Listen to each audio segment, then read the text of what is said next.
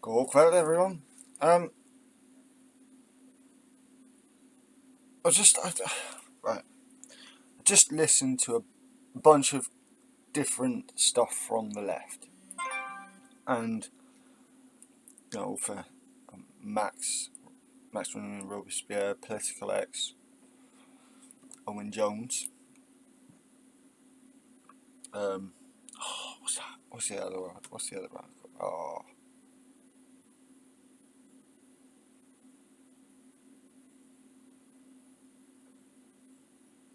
Oh, no.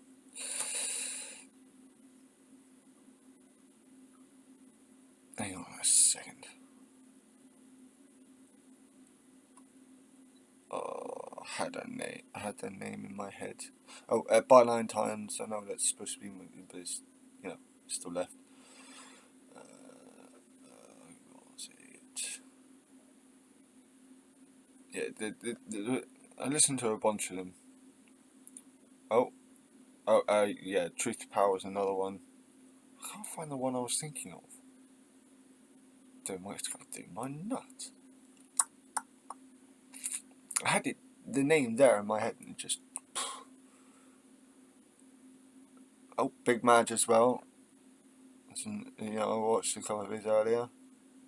Jonathan Pye, who does better rants than me. Way better rants. Oh, where is it?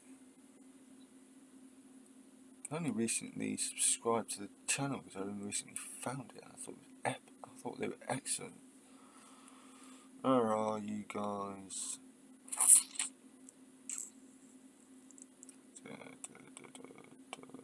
No. Oh, come on. Really? Better not have scrolled past them.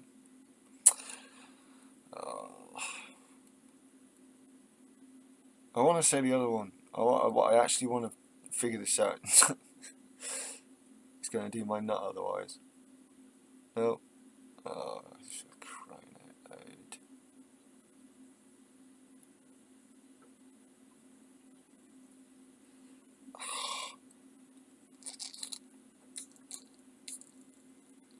I know exactly what I'm looking for, but it's just my brain's gone utterly blank. Oh,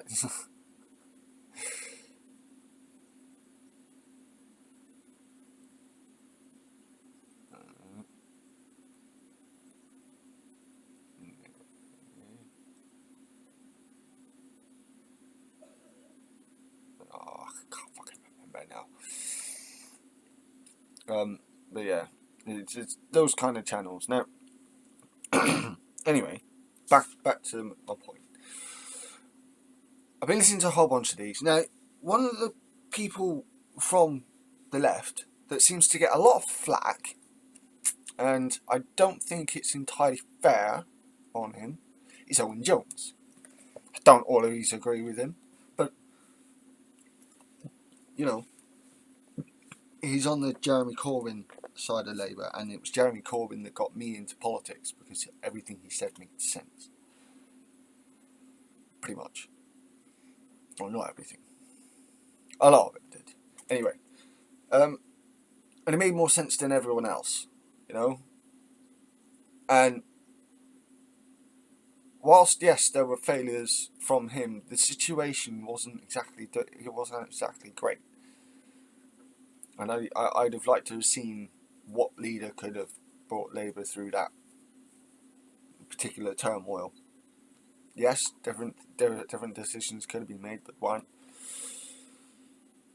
It is what it is. But one of the things that made me laugh about Jeremy Corbyn recently was with the whole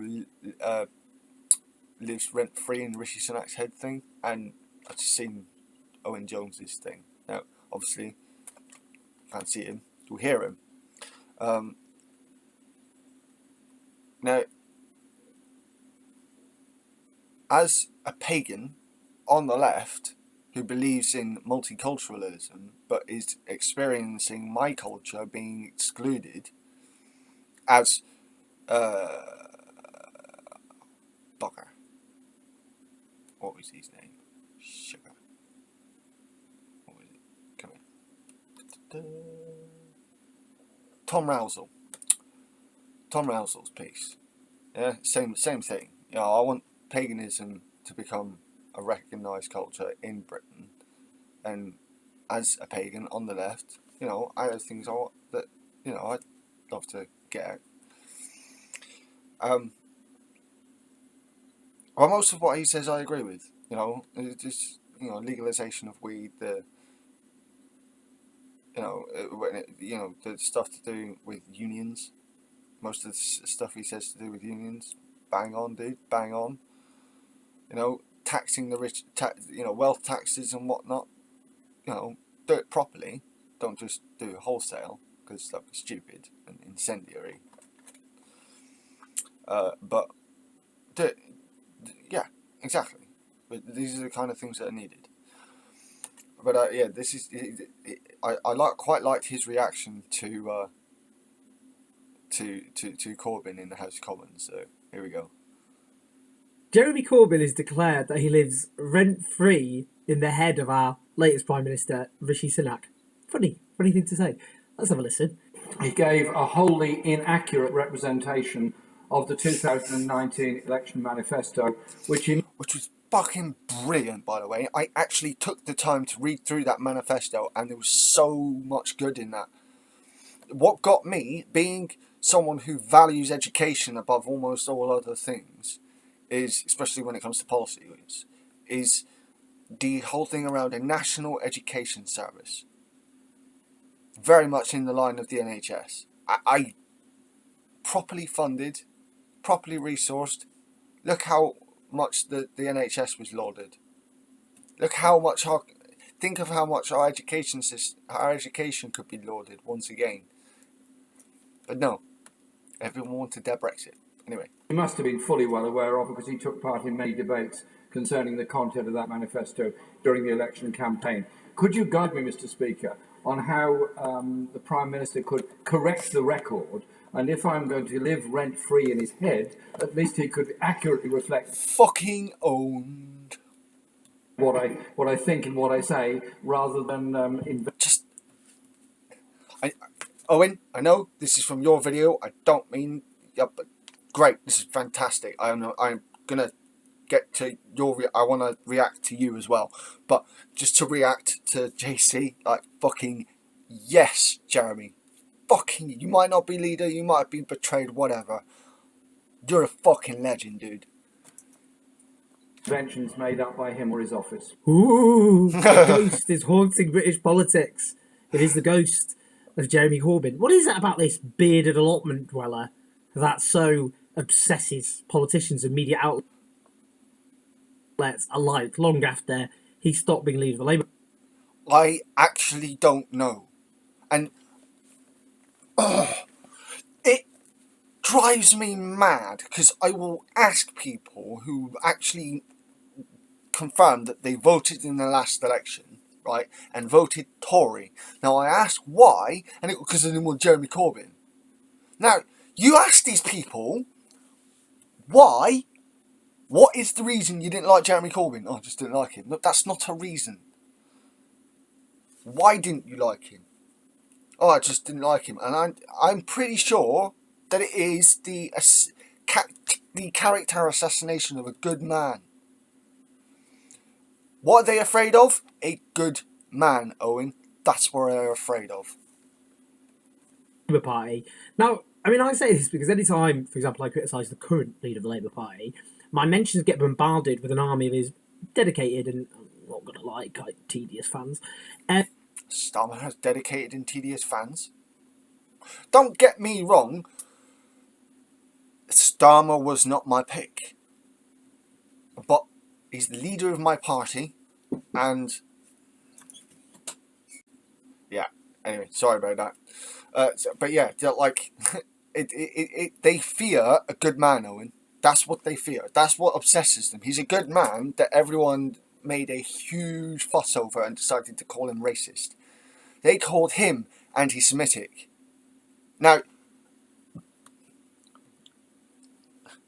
this might be controversial, it probably is. I am literally an anti-Semite.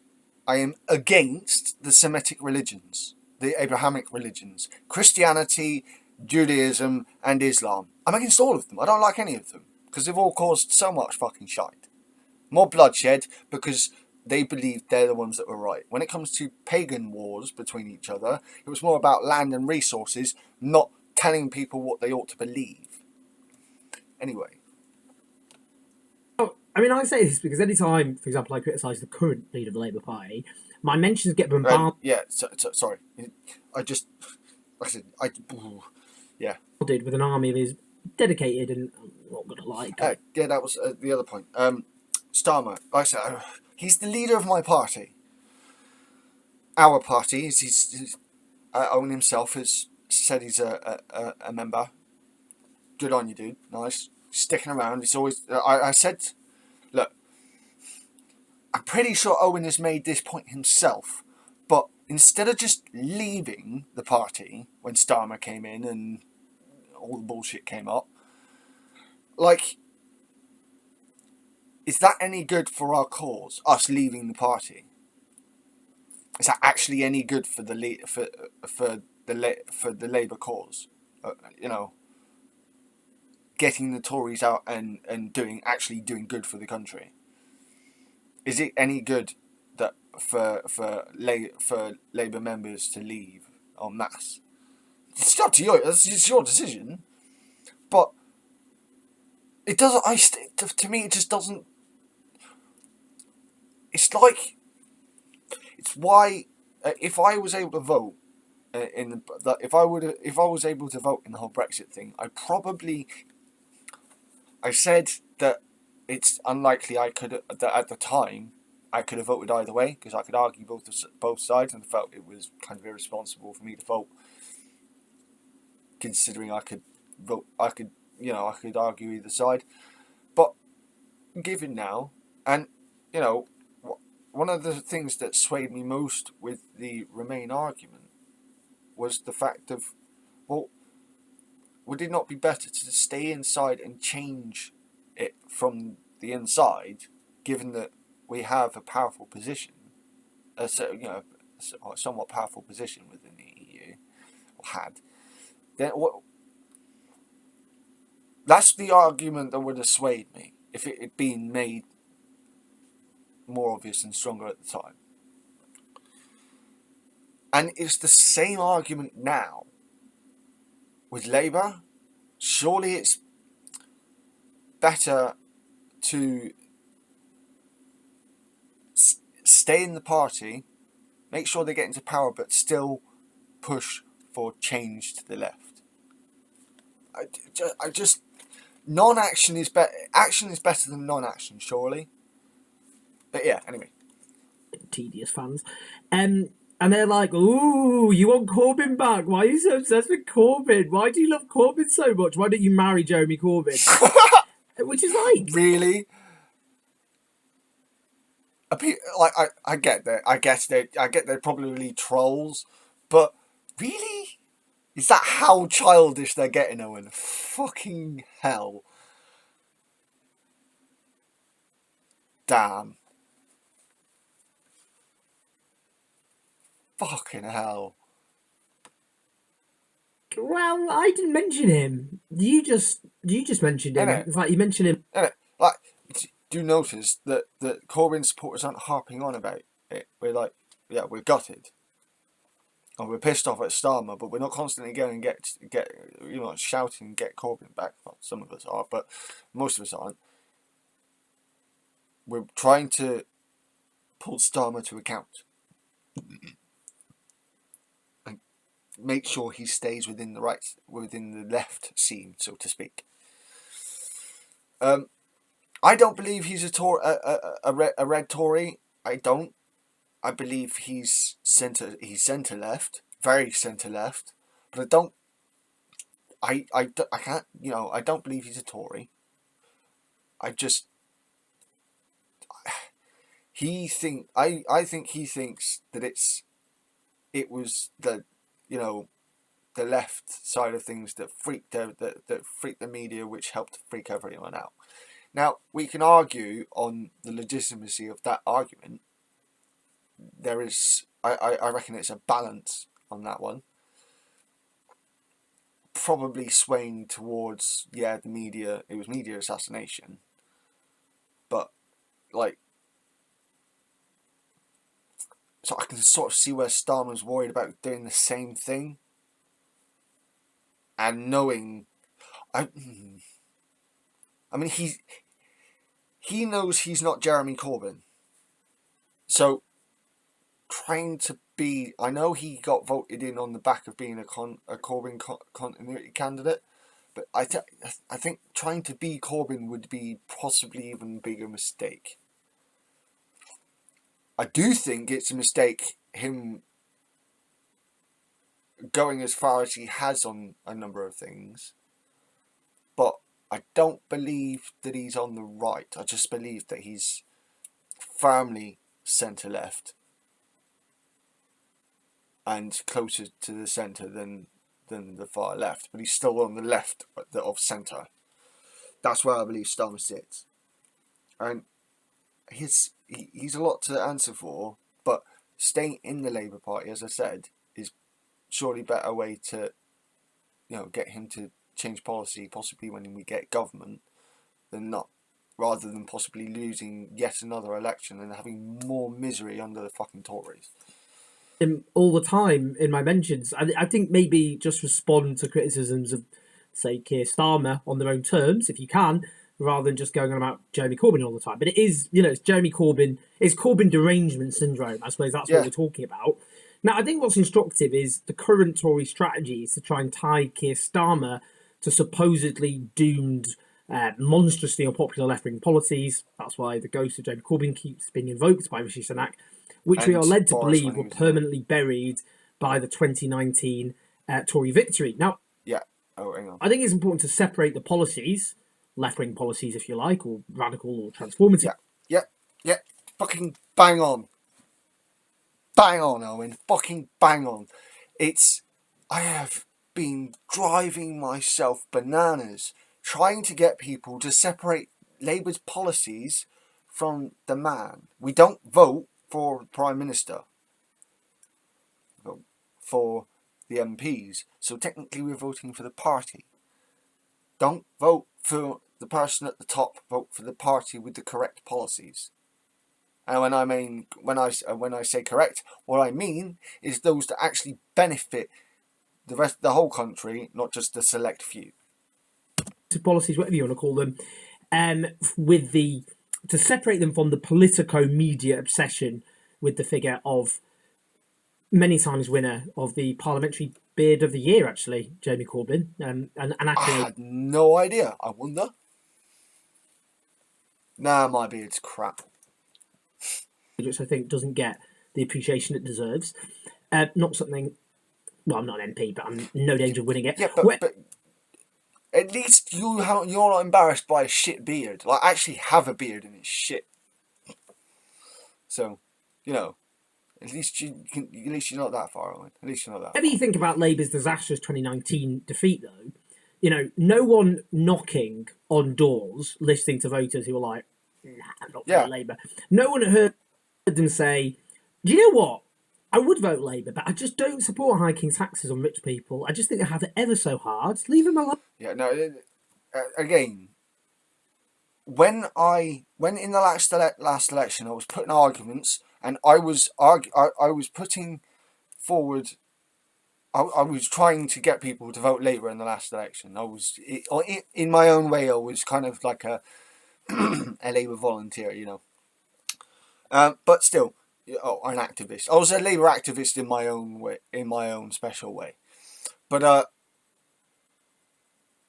I think again, the problem I said, so what? Do you have a problem with the national education system? Oh no. Oh, what do you have a problem with then? Oh, he wants to get rid of NATO. No. What he personally wants and what he will do as party leader are two different things. ridiculous. Look at the actual manifesto. Look what they've written up. It's fantastic. But no, everyone got believe the media bullshit. But they refuse to believe it about Boris Johnson. Why? Alone. Those poor, oppressed rich people. Don't tax them. Or, for example, I'm just too emotionally attached to my privatised railway system. So someone who actually literally grew up around the railway, like, it was privatised when I was a kid, but even I've seen it gets just steadily even worse and worse and worse. My family members have a serious, are having a harder time at work because of it. Ridiculous. No wonder they were going on strike. I love being ripped off with just completely chaotic train times that they never turn up, and I have to stand overcrowded with someone's armpit in my face for several hours. Or, for example, I suppose I'm not a Londoner. I live down in the southwest, so I don't really put up with that. Being the less abled, I tend to have to sit down on the train, so I don't tend to have that problem. I just love being ripped off by energy companies and do not actually go anywhere near their shareholders who deserve their dividends. Or I can have to go on. I think, young people actually just Owen, I love your sarcasm, dude. The flippant and the flippantry. Just bang on. deserve to be saddled with monstrously large amounts of debt because they dare to dream to a university education. These were not things people heard on the doorstep. Whatever you think about the reasons for the defeat of Labour, it wasn't because of them, and that's obviously what Rishi Sunak is trying to do, to tie unpopular policies with what left-wing policy supposedly what happened. Yeah, and it's absolutely weak. It is ridiculous. You can dislike.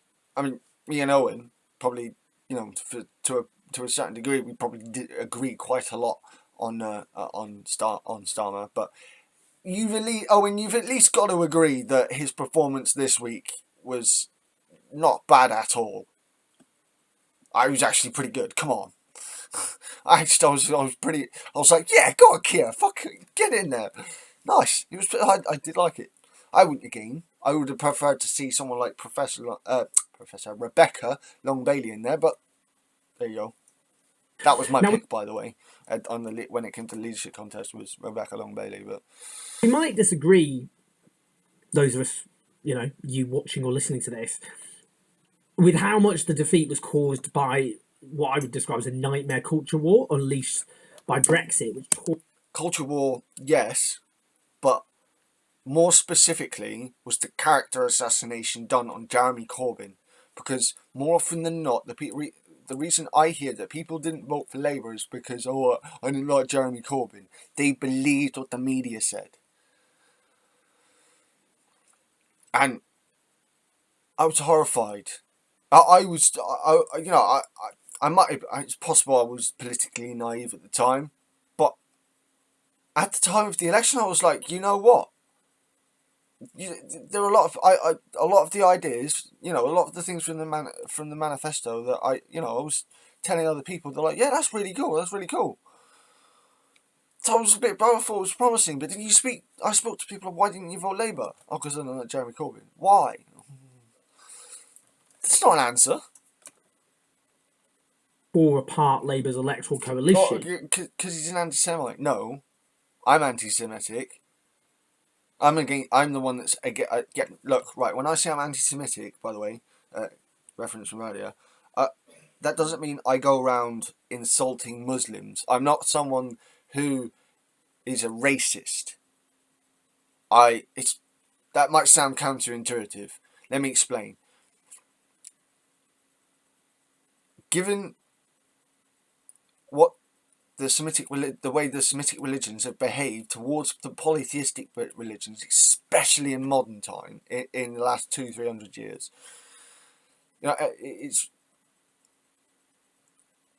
it's ridiculous. And the wars that have been fought between the Abrahamic / Semitic religions, because they believe that they're one God, and it's a problem for me because the one God thing, if you make it a whole cultural thing, that means that your God is right and everyone else is wrong, which gives the cultural sort of superiority complex of I'm right, we're right, you're wrong, because our God exists and yours doesn't.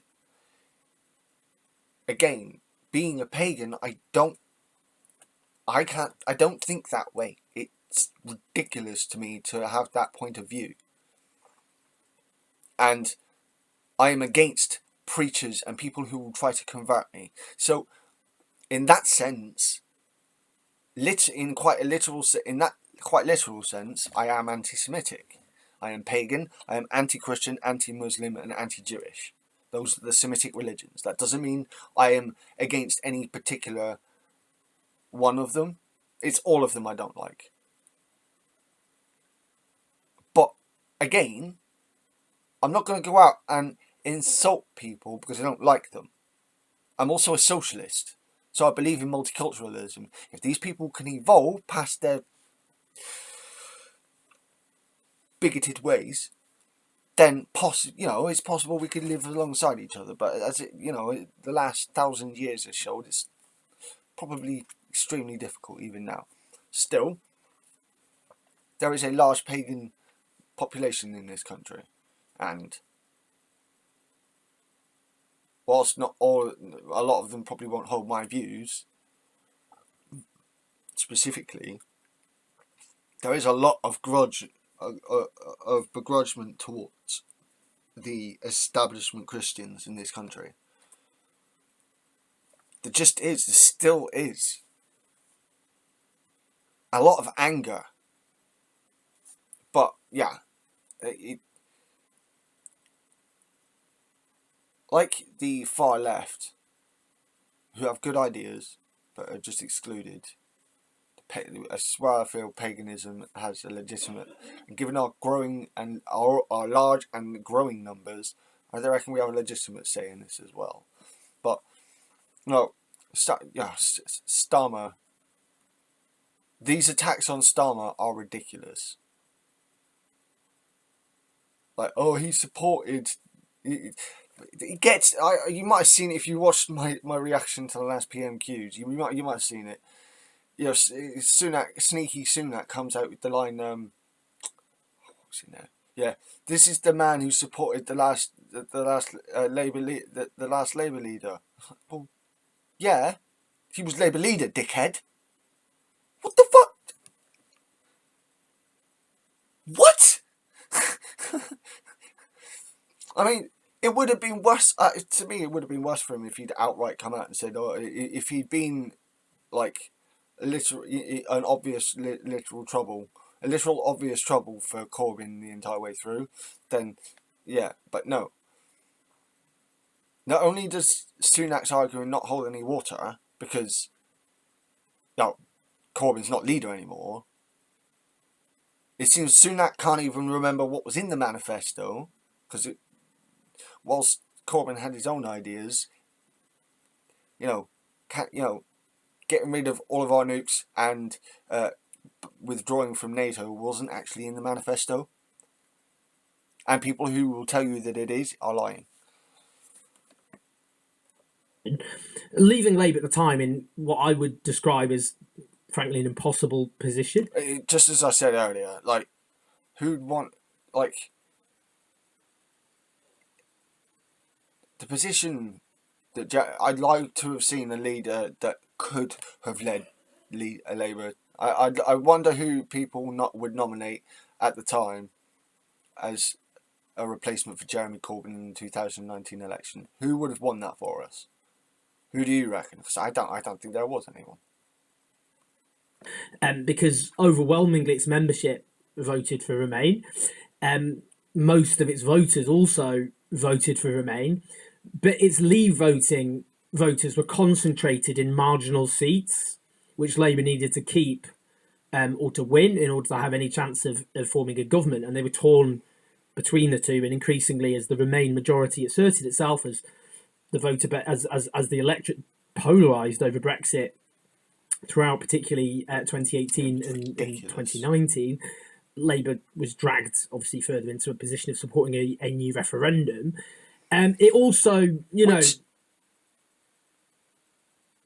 a confirmatory referendum, to me personally, sounded sensible, but apparently it was unreasonable to everyone else. It's like, okay, whatever.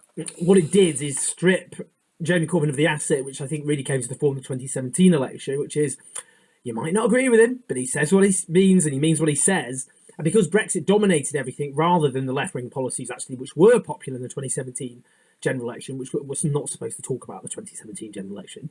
I know Labour didn't win, but Labour had its biggest surge in votes since 1945, won 40% of the vote compared to the Tories' 42%, and is the only time since 1997 that Labour has increased its seats.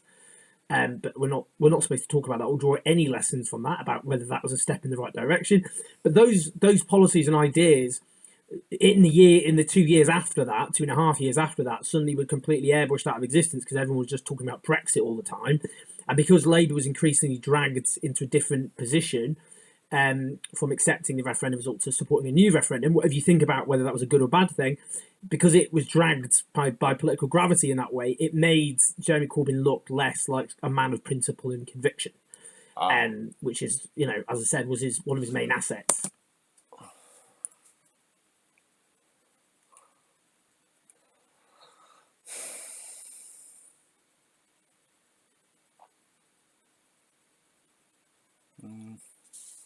Yeah, because didn't he vote Brexit himself, Jeremy Corbyn? Yeah, I suppose I can concede that.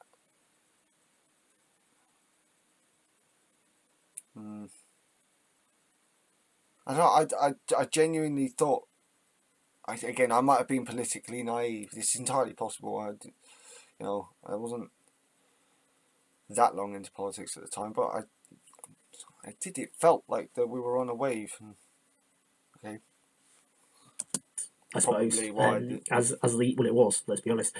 We might disagree too about the way the media onslaught, which portrayed him as some terrorist-loving hater of Britain. No. We do not disagree whatsoever, Owen. Not at all. I was consistently having arguments with people. Oh, look at this on Facebook or Twitter. Look at this about Jeremy Corbyn. Yeah. Oh, look, Photoshop. Oh, look, Photoshop. Oh, look, bullshit. Oh, look, that's taken out of context. And all the rest of it played its role, but we can also discuss mistakes made by the Labour leadership. I wrote an entire book in which I tried to do that. I need to get hold of that book. I will have to try and find his book. Yeah. Sort that out shortly. But what I'm trying to do is detach all of that from the policies, because those policies... Yeah, exactly. Like I said, the one that grabbed me the most was the NES. It might not be as important for everyone. It might not be the big one that like everyone else might think of. But for me, the National Education Service was one of the big ones for me personally, because of my love of education. So, yeah, well on board with you, Owen. Introducing Defense.com, innovative way to manage your cybersecurity, including were not the cause of the terrible row. They were the cause, I would say, of Labour's surge in votes in 2017. Those policies which were very popular in 2017 didn't suddenly become unpopular, and the polling shows that whether it be taxing the rich or nationalisation of key utilities, even Tory voters support many of those ideas. In fact, a majority of Tory voters. And actually, those policies have become more relevant than ever, because look at the energy crisis. I mean, the privatised model is... Yeah. I mean, there's also the thing with the police. The Boris Johnson's drive towards 20,000 new police officers, I swear, is a contributing factor to the further deterioration of how things were managed within the Met. After he came in, it was bad before, but what got worse after he came in. And I swear that is at least in part due to his drive for 20,000 new police officers. Instead of deregulating the system, they just flat out ignored it. Anyway, slightly off topic. Is more clearly, more starkly obvious in terms of its failures than ever before. Look at the railways, the state of the railways. Even the government, since the 2019 election, has had to increase state control in the railways because the privatised model is so screwed over. Look at student debt. Margaret Thatcher's bullshit. Oh, we need to privatise everything. No, fucking moron. Why did we go through that? Why did we have to go through that bullshit?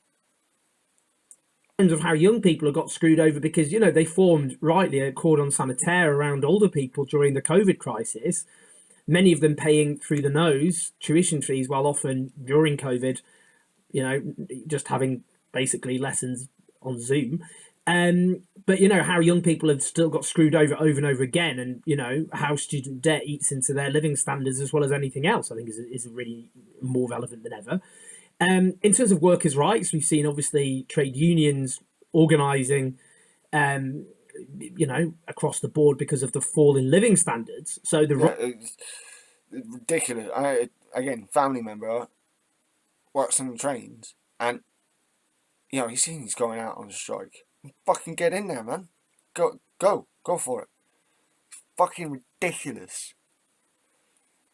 Role of trade unions in terms of securing workers a better standard of living, given they create the wealth, which then ends up... This winds the fuck out of me when you get people on the right, or Tories Tories or people on the right in general saying, oh, these union barons. What are you talking about, union barons? Fuck off. Where are you from, the 1960s? In the pockets of a tiny few. You know, in terms of trade union and workers' rights, those are more relevant than they were, for example, in 2019. Right, and finally, I mean, taxing the rich now, given you know the catastrophe of Truss's attempt to cut taxes on the rich. Now even the Tories are increasing corporation tax, but also this, you know, supposed black hole in the finances, which I think is very much dependent on how you define the fiscal rules and all the rest of it. Nonetheless, rather than cutting public services, now there is clearly a stronger argument for increasing taxes on income and wealth for those who are doing very well than there was in 2019. Those policies are more relevant than ever. So although I've seen stuff from Pagan Federation where they do try to get in contact, you know, get involved in stuff when it comes to the political parties, but it's like we don't matter at all. But when Muslims and Jews and other stuff, especially with the current Labour Party, if Jews have got a problem, they need to fucking... And it's like, well, what about pagans? We are of this country. Our culture is from this island. Or at the very least from this part of the world, and that's not a racist point. Again, I might be I know it's counterintuitive, but I'm telling you I'm not racist. The reason I say I'm anti-Semite is purely because I'm anti those religions. I'm probably poorly using the word anti-Semite. So if someone can give me a better alternative, I would be a synonym, a more correct term for what I actually am. I would, you know.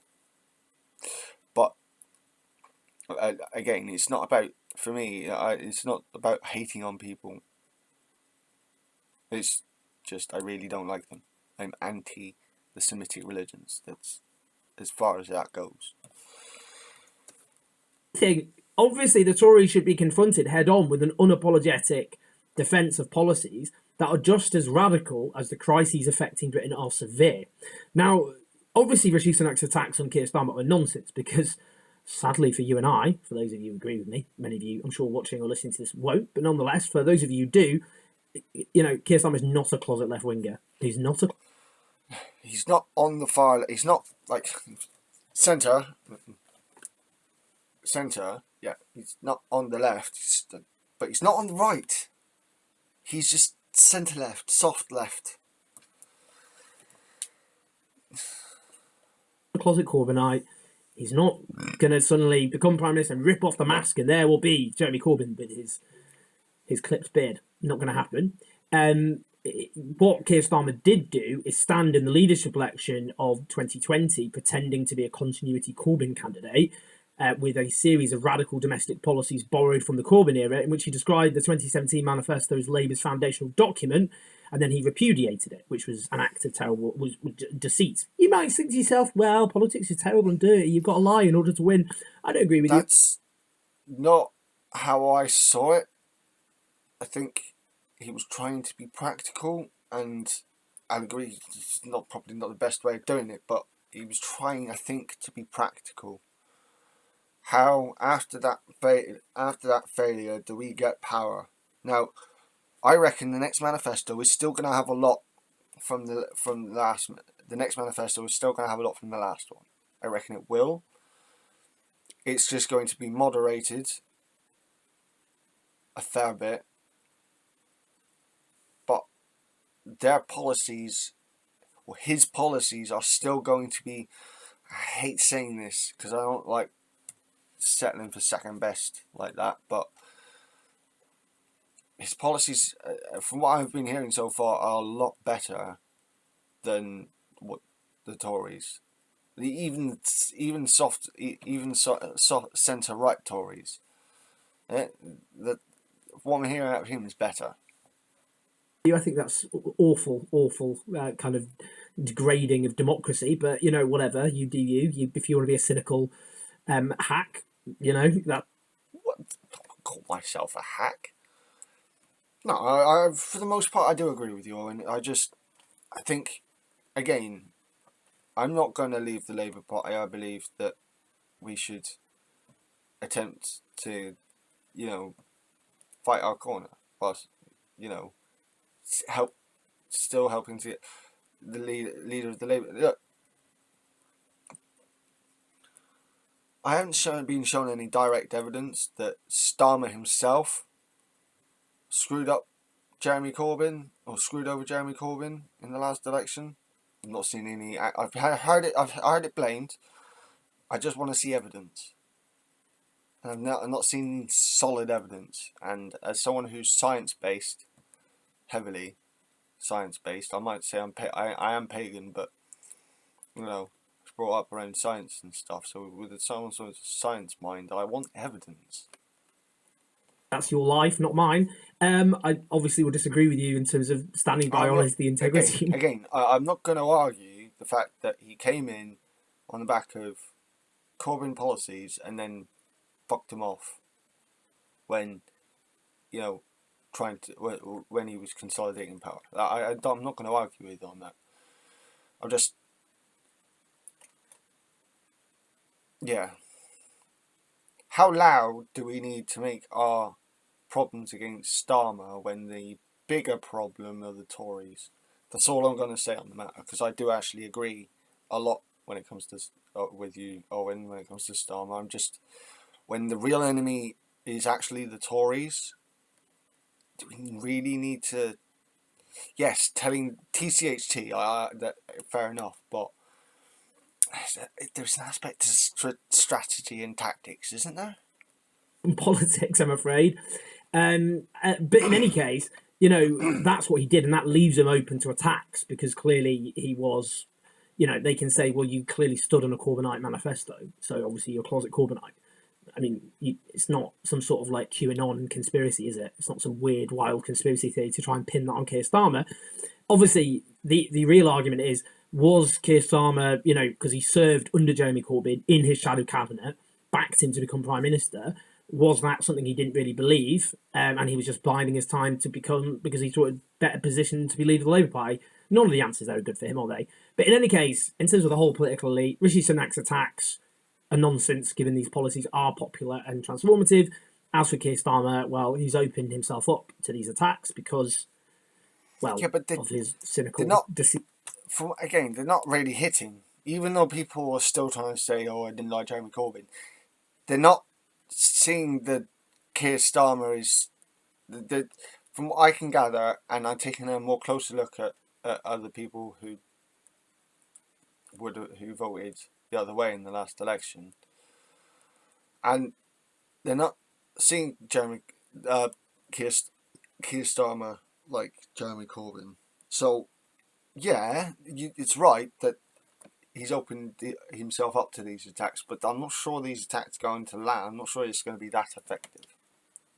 For record, I'm afraid. Not a fan of the political elite as a whole. I know that angers some of you, but my job is to tell the truth, and our political elite suck. Yeah. But the argument for these radical ideas are more needed than ever. So Yeah, no, I agree. I agree there.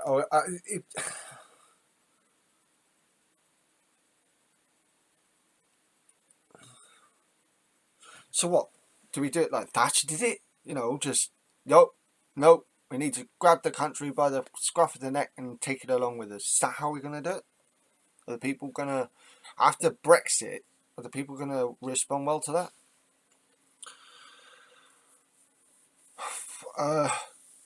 Again, not a huge fan of Starmer, but like I said, the whole thing was about Jeremy Corbyn in the first place, and that was epic. He completely pwned. I think that's correct. Rishi Sunak, and Rishi Sunak wasn't even in the fucking room. It was just, fuck you, dude. Fuck you. Anyway, this has been Shadow Wita, and this has been my daughter Specky. Blessed Thursday, everyone. Have a good evening. And Owen, please don't have a go at me.